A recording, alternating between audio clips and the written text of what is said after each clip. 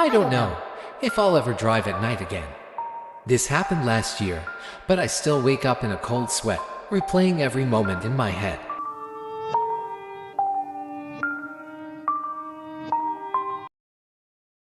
I was driving back from a client meeting in another city.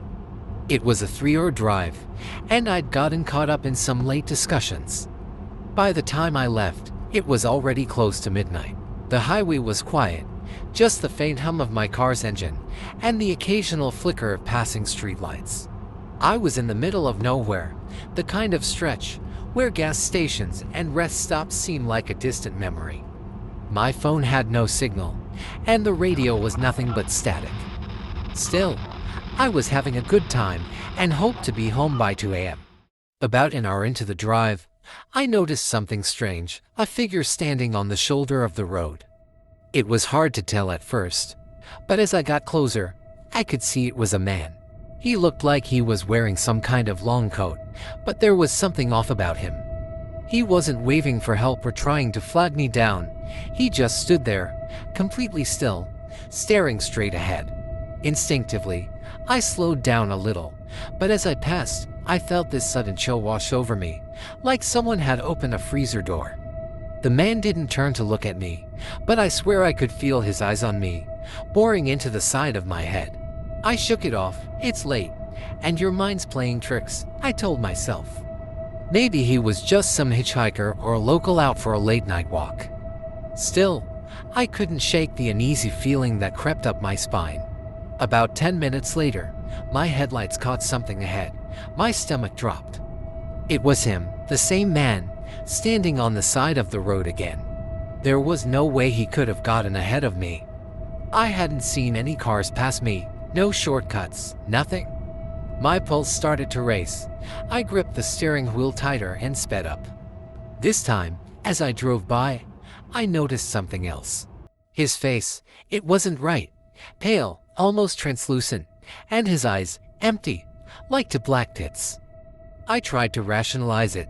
Maybe it wasn't the same guy. Maybe it was just someone who looked similar, but deep down, I knew that wasn't true. My hands were trembling on the wheel, but I kept going, refusing to stop or even look in the rearview mirror. The road ahead seemed endless, the darkness around me pressing in. Then it happened. Out of nowhere, my car's headlights flickered and then went out completely. My engine sputtered, and the car rolled to a stop in the middle of the road. I fumbled to restart it, but nothing worked.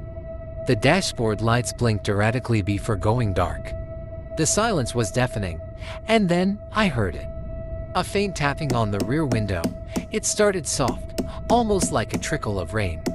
But it grew louder, more insistent, like someone was drumming their fingers against the glass.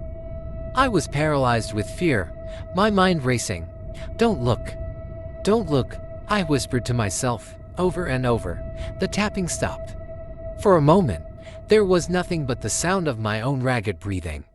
And then, I felt it, a presence, heavy and suffocating, like someone was sitting in the back seat. I couldn't take it anymore. I turned my head ever so slightly, just enough to catch a glimpse in the rearview mirror.